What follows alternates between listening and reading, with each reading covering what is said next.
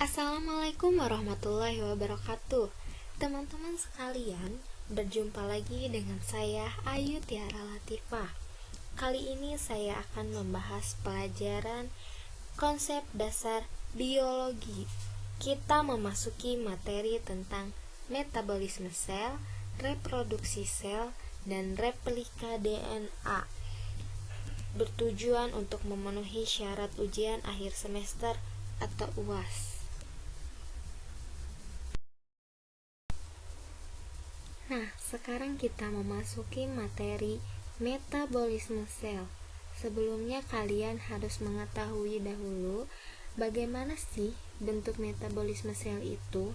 Bisa dilihat di samping ada contoh gambar metabolisme sel beserta struktur-strukturnya yang terdiri dari retikulum endoplasma kasar, ribosom, retikulum endoplasma halus, mitokondria, neoplasma, nukleolus, membran inti atau bisa disebut nukleus, aparatus Golgi, sentriol, lisosom, sitoplasma, dan yang terakhir membran sel.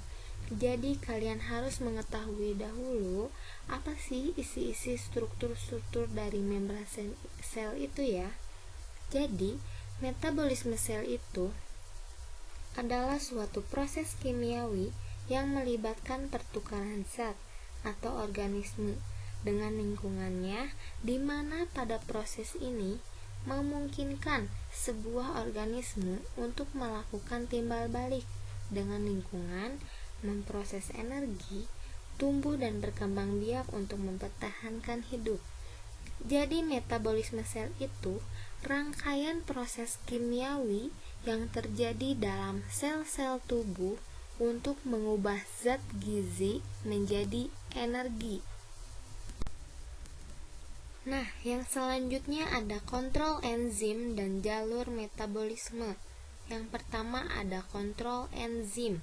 Kontrol enzim untuk membantu mempercepat reaksi kimia dalam tubuh manusia dan zat yang bertindak sebagai katalis dalam organisme hidup, mengatur laju di mana reaksi kimia berlangsung tanpa dengan diubah. Nah, fungsi enzim itu apa sih dalam tubuh manusia? Untuk membantu mempercepat reaksi kimia dalam tubuh manusia. Enzim juga sangat penting untuk respirasi, mencerna makanan, mendukung fungsi otot dan saraf, serta masih banyak ribuan fungsi spesifik lainnya. Dan yang kedua ada jalur metabolisme, yaitu serangkaian reaksi kimia yang mengubah satu atau lebih reagen menjadi produk akhir yang dibutuhkan oleh sel. Metabolisme sel dibagi menjadi dua. Yang pertama ada anabolisme, yang kedua ada katabolisme. Bisa dilihat, ini adalah contoh gambar anabolisme dan katabolisme. Anabolisme itu dari energi dan molekul kecil menjadi molekul besar. Sebaliknya, katabolisme dari molekul besar menjadi energi dan menjadi molekul kecil.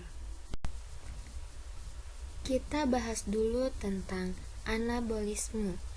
Anabolisme adalah lintasan metabolisme yang menyusun beberapa senyawa organik sederhana menjadi senyawa kimia atau molekul kompleks. Anabolisme terdiri dari 3 tahapan dasar, diantaranya sebagai berikut.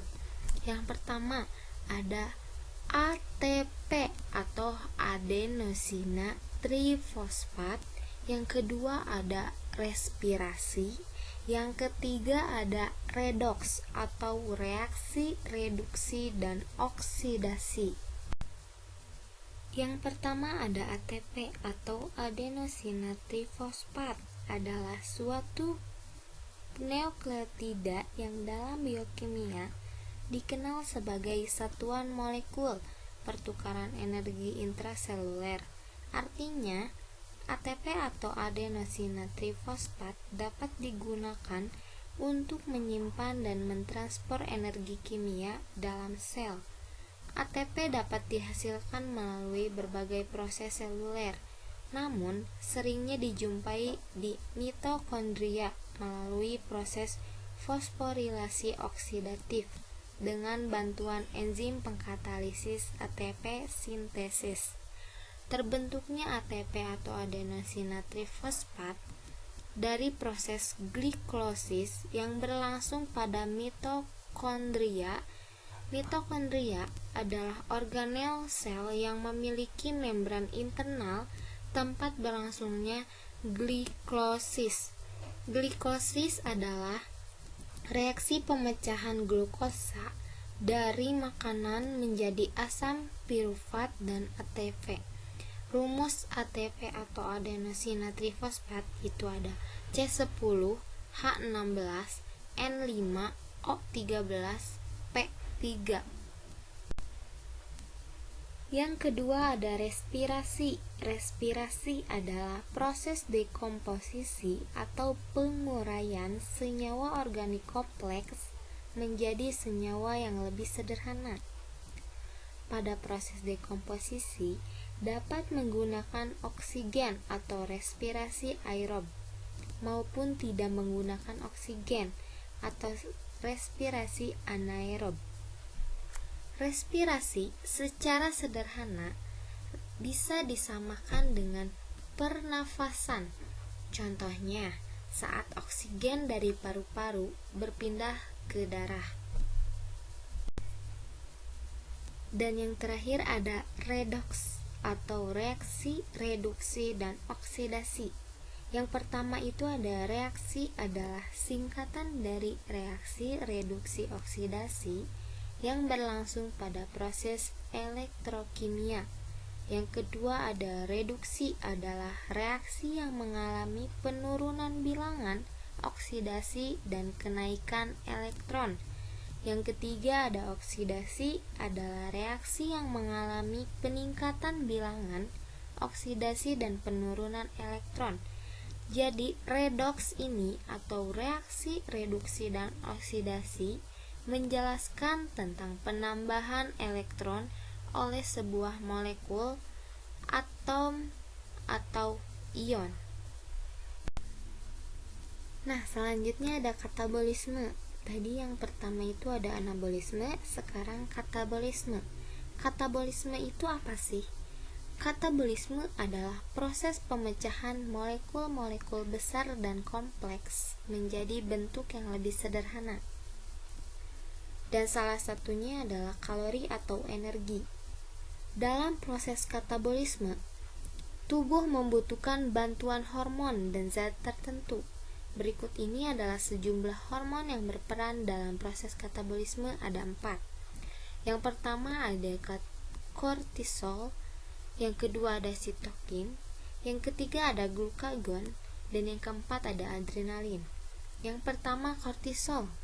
Hormon ini berperan dalam mengatur katabolisme protein, lemak, dan karbohidrat. Hormon ini dikenal sebagai hormon stres, dihasilkan oleh kelenjar adrenal. Yang kedua ada sitokin. Hormon ini mengatur interaksi antar sel dan berperan dalam mengatur sistem kekebalan tubuh. Dan yang ketiga ada glukagon. Hormon ini dihasilkan oleh pankreas dan bersama insulin, berfungsi untuk menjaga kadar gula dalam darah. Dan yang terakhir ada adrenalin. Hormon yang dikenal sebagai epinefrin ini dapat meningkatkan detak jantung dan meningkatkan aliran darah ke otot. Nah, sekarang kita memasuki tentang materi reproduksi sel. Apa itu reproduksi sel? Reproduksi sel adalah proses memperbanyak jumlah sel dengan cara membelah diri, baik pada organisme multiseluler maupun uniseluler. Tujuan reproduksi sel itu apa sih? pada organisme uniseluler adalah untuk memperbanyak diri atau bereproduksi. Sedangkan tujuan reproduksi sel pada organisme multiseluler adalah untuk memperbanyak sel di dalam tubuh untuk melakukan pertumbuhan dan mengganti sel-sel yang rusak. Reproduksi sel dibagi menjadi 3. Yang pertama ada amitosis, yang kedua ada mitosis, dan yang ketiga ada meiosis. Amitosis adalah reproduksi di mana sel membelah diri secara langsung tanpa melalui tahap-tahap pembelahan sel. Yang kedua ada mitosis. Mitosis adalah proses pembelahan yang dilalui oleh beberapa fase. Pembelahannya dimulai dari fase protes, monofase, anafase, dan telofase. Yang terakhir yaitu meiosis. Meiosis adalah proses yang berbeda dari reproduksi sel yang khusus dilakukan oleh organ reproduksi. Sekarang kita memasuki materi yang terakhir, yaitu replika DNA. Apa itu replika DNA? Adalah proses penggandaan rantai ganda DNA.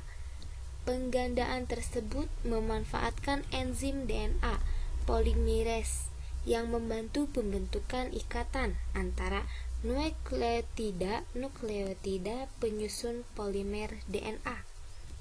Proses replika DNA dapat pula dilakukan in vitro dalam proses yang disebut reaksi berantai polimerase atau PCR. Yang kedua ada garpu replika atau cabang replika. Jadi replika memiliki cabang yang disebut replication fork atau garpu replika, merupakan struktur yang terbentuk ketika DNA bereplikasi. Garpu replikasi ini dibentuk akibat enzim helikase yang memutus ikatan-ikatan hidrogen yang menyatukan kedua untaian DNA, membuat terbukanya untaian ganda tersebut menjadi 2 cabang yang masing-masing terdiri dari sebuah untaian tunggal DNA. Replika DNA dibagi menjadi 2. Yang pertama itu ada replika DNA prokariotik dan yang kedua replika DNA eukariotik. Yang pertama itu replika DNA prokariotik. Kromosom prokariotik, khususnya bakteri, sangat berkaitan dengan siklus pertumbuhannya. Sintesis protein DNA ini sejalan dengan laju pertumbuhan bakteri, sehingga inisiasi replika juga sejalan dengan laju pertumbuhan bakteri. Nah, yang kedua ada replika DNA eukariotik. Pada eukariotik replika DNA hanya terjadi pada fase S, di mana dalam interfase untuk memasuki fase S diperlukan regulasi oleh sistem protein kompleks yang disebut skilin dan kinase. Peristiwa replika DNA terjadi pada fase S atau sintesis pada saat interfase. Pada saat sel akan membelah, fase S adalah fase di antara G1 dan G2 pada interfase.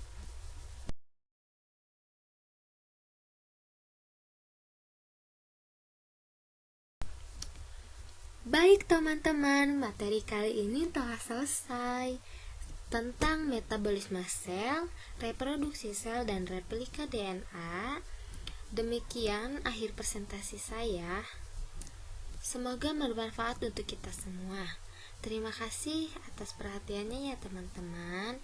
Kurang lebihnya mohon maaf bila ada kata-kata yang tidak berkenan.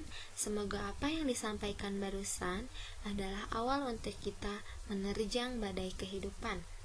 Wabillahi taufiq wal hidayah. Wassalamualaikum warahmatullahi wabarakatuh.